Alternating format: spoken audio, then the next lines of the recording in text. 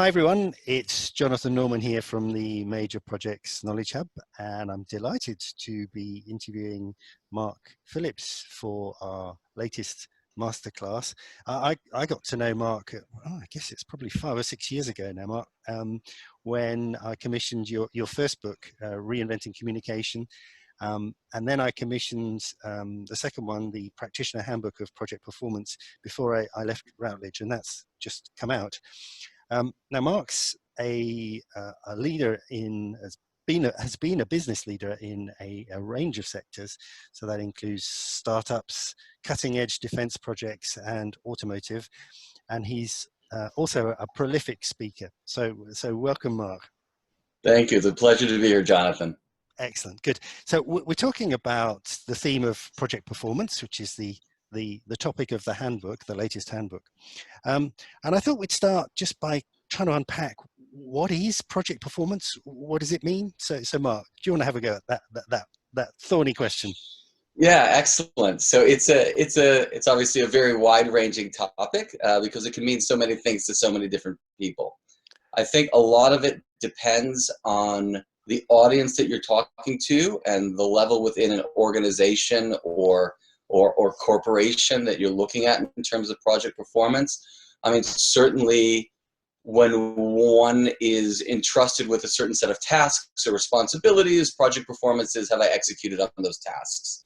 Then when one is entrusted with specific groupings of tasks or projects or outcomes, it can very often be, how well have I done that based on certain parameters of efficiency, of budget spend, of schedule, the traditional iron triangle type of management constraints.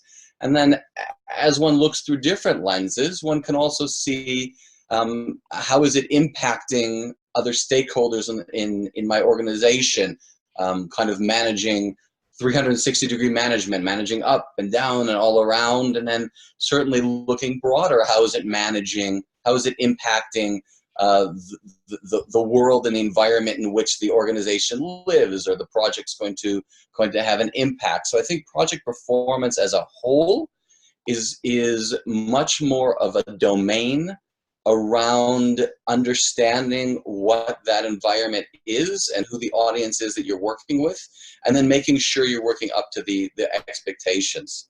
You and I were talking just now, and I remarked that I haven't seen very much published on project performance, and I haven't heard people talking about project performance until the last 3 or 4 years. And I wondered, is that your perception? And if so, why do you think that's the case? So I think there are a couple of trends, probably more than a couple of trends, really culminating over the last 10 to 20 years in a more corporate organizational environment. Certainly the concept of having individual reviews and 360-degree reviews and the understanding or the belief that employment or participation in an organization, whether it be as a full-time employee or as a contractor or as a volunteer, requires a kind of two-way dialogue between management, stakeholders, and the people entrusted with doing tasks and the people that they work with, all of that whole concept that there's a dialogue that's going on, and that you have performance reviews of individual performance, that you have reviews and KPIs over how organizations should perform. All of this very kind of confluence of very metrics-based or traditional engineering-based management over an organization, as well as this kind of social lens. And I think to some sense it also serves the broader lens of what it is that the corporation or the organization is trying to accomplish, that there's this dialogue that goes on, and kind of dovetailing those two ideas between the individual or project performance review from a kind of person-to-person, leader, manager to organizational perspective, as well as just kind of tracking key performance indicators and more kind of reductionist kind of concepts of push lever A and then B happens, and that's the outcome that we want. And mind you, that outcome can be profitability, can be growth, can be social programs, can can be an innovation.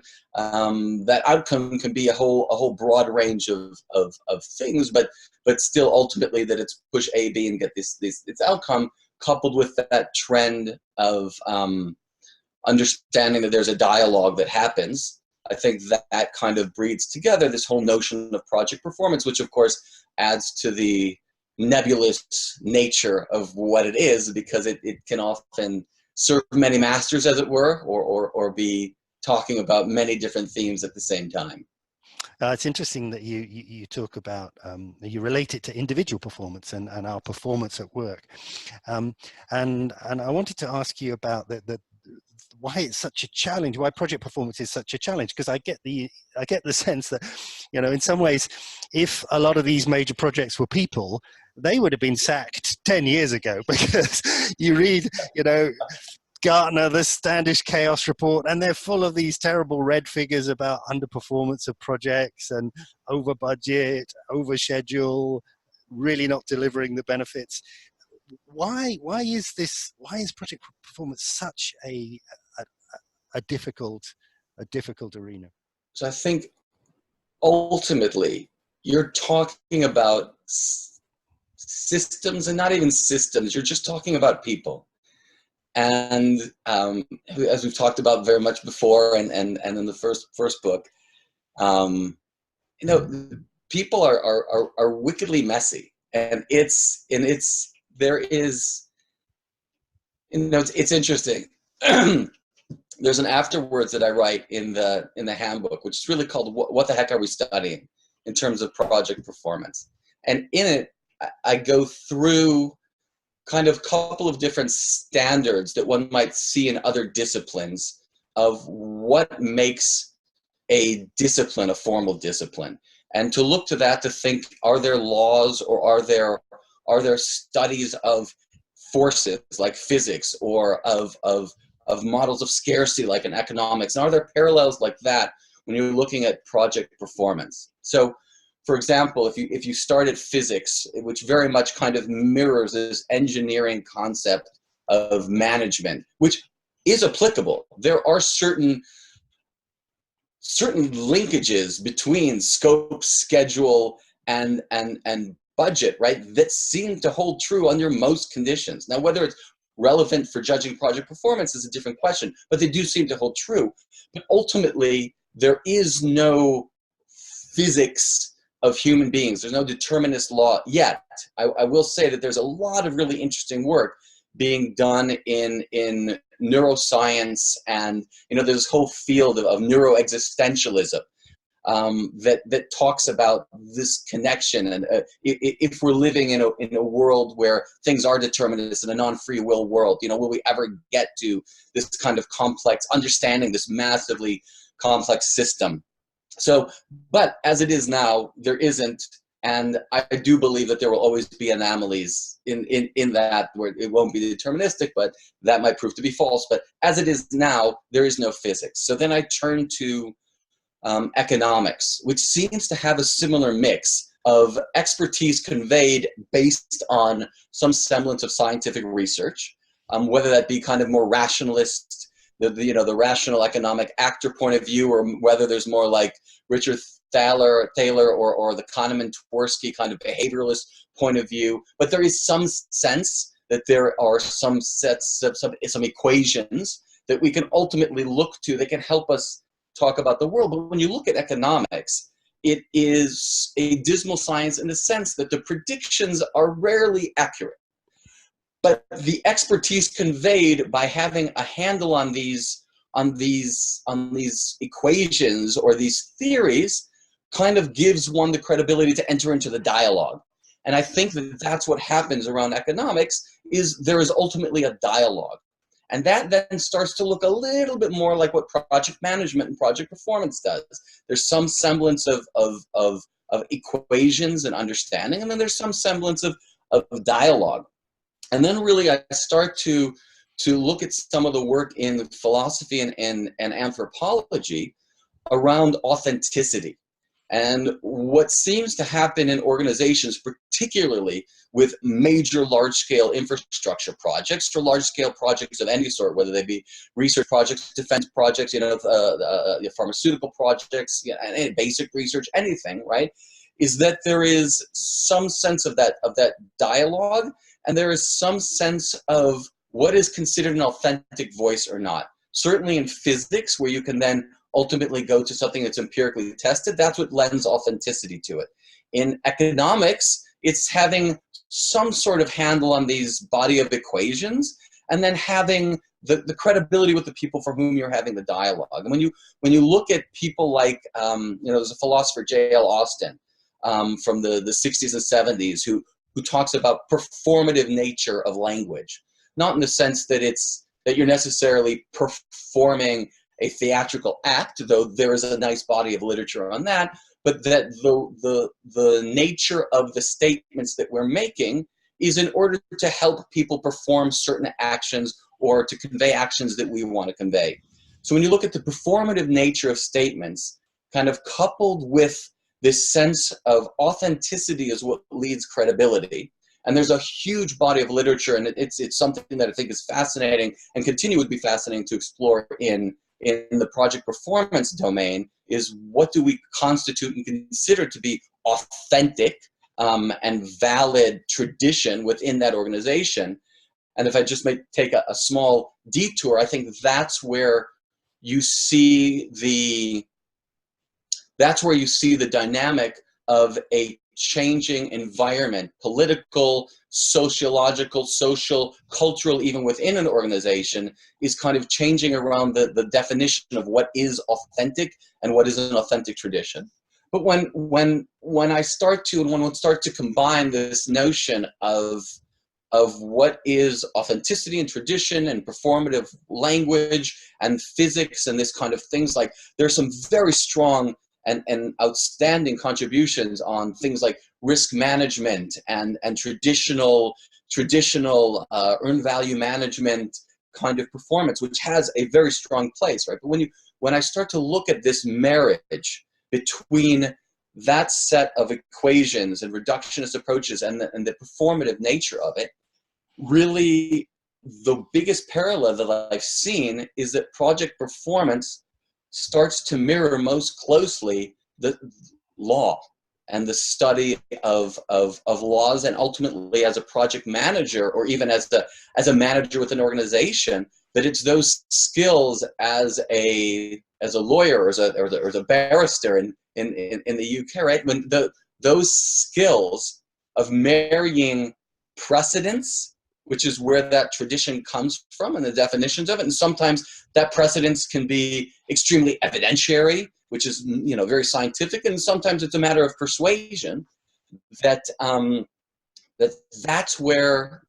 a project performance manager or an executive in a major project or a leader in a project really most mirrors closely. And as we see when we look at laws, yes, precedence is helpful, and yes, these evidences is helpful, but ultimately there are so many variables, whether you're looking at it at a jury and the performances of the different advocates for either side, and even ridiculous things like the appearance of the plaintiff and the defendant, and the appearance of the room in which you're conducting it and how people are feeling that day.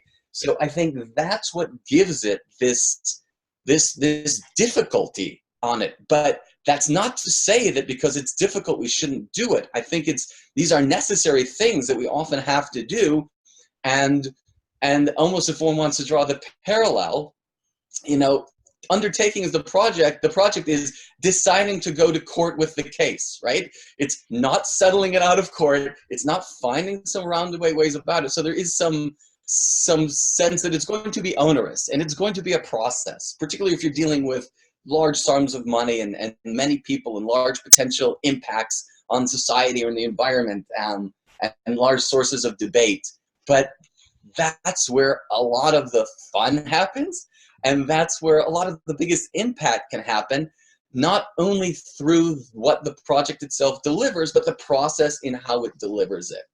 Yeah, that's a really great analogy. I've not thought of it in those terms before, but I think that's a really great analogy, both in terms of seeing and understanding performance, and also reflecting on the skills and the capabilities that are required within the organization to improve performance. And I'd like to pick up on that last point just for a minute and say, um, I'm not sure that a lot of what I see in the way that organizations develop their people, that they're necessarily, that they've really twigged, that they're really looking at these skills, or they found ways of developing these kinds of skills.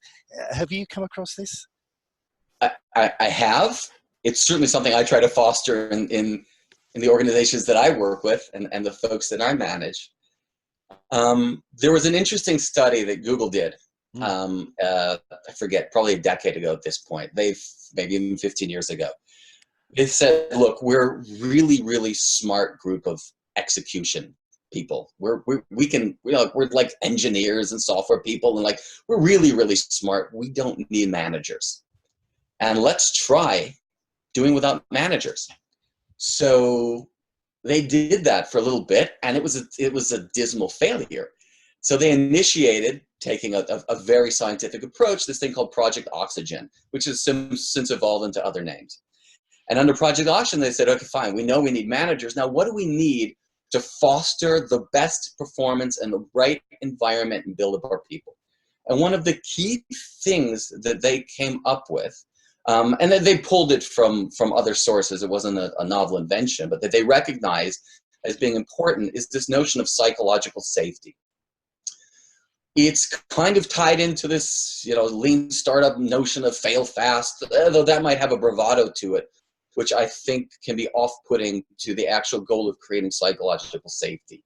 And that is a key element in fostering these skills, I think, that we were talking about in terms of what would make a successful project performance manager or successful project executive, is creating an environment where people feel comfortable expressing themselves, being themselves. I think there's a huge component to that, and really having the ability to listen, in the sense that you can listen, form an opinion, and react to it, rather than listening just to get your cues on what you should be saying in order to be lockstep with the organization. And yeah, there's some great writing in the book on coaching and on listening and communication. But I think that's an aspect, and the emotional intelligence side of it, which is really where the book kicks off, and an outstanding article by Jeff Crane, contribution by Jeff Crane, is on creating that environment where people can develop as individuals, not just as executors of specific tasks. And I think that is kind of the soil into which the seed of growing these skills is planted, and then the organization in which it grows is you want that forest of these kind of skills and these kind of people, creating that kind of comfort. And now it's interesting, it doesn't have to be corporate wide. You often see in organizations that leaders and the successful managers either come specifically from one organization, one branch in the organization, or that might change as the organizational culture changes. So it doesn't necessarily have to be, but of course, that would be a wonderful utopia where you can have this awesome environment where people are working and feeling safe and growing themselves in individuals, and where the diverse range of opinions and skills can really come to play to breed the sort of outcomes that can provide massive innovation, massive change, massive betterment. It's interesting when you look at certainty versus uncertainty, a topic we dealt with in the first book. It's that wonderfulness of uncertainty and the comfort with that uncertainty and orientation towards uncertainty that often produces the best results. And when you take too much of a deterministic approach, you're often squashing that and not because things aren't predictable. There is a broad range of things that are predictable with our current understanding. We learn more and more about that every day, but that's not necessarily the source of bold vision, and that's not necessarily the source of being able to deliver wonderful outcomes, even in an effective manner from a scope, budget, and time perspective. There's a certain embracing of uncertainty that allows things to be done, and more things to be done more effectively. One of the common problems that organizations of any sort have is there's too much on the plate, and everybody is trying to juggle too much. And often one of the approaches is, well, let's do a really sound resource allocation. Let's resource level this whole thing, and so the next step is, okay, here's our list of things that we want to get done, and the next question is often, okay, let's match resources to them, and then we'll find the gaps and try to do more. I think that step and trying to get to that level of determinacy kind of gets in the way of accomplishing the key things you want to do. When you look at how people actually operate and perform, if you give a very small finite set of tasks to do, there's a much higher probability of executing those tasks than there is trying to give a whole list and then matching it and saying, okay, for 4 hours this day. And there's a whole group of reasons that well documented in the Agile literature on why that happens. But I think it speaks to determinacy versus uncertainty, because look, everyone's got things that get in the way. Everyone's got other things that crop up, whether you're having to be pulled into support tasks or the day-to-day mundanities of administration and bureaucracy. Like, there's always something that gets in the way. So if organizations can say, I just want to deliver these kind of things, we know we have this group of resources. We only have this concept of Alan Kelly has a great article in a chapter in here on no project. So this concept of a minimally viable team, and what's the output of that team, and let's just tell them what they should focus on and deliver those things. There will always be a backlog of things, but focusing more on that uncertainty side of it often gives much better results than trying to be soundly deterministic, even if it looks great on a resource level Gantt chart, which is a brilliant invention and a great source of information for making some of these decisions, but not necessarily a map for leadership and delivery of project performance.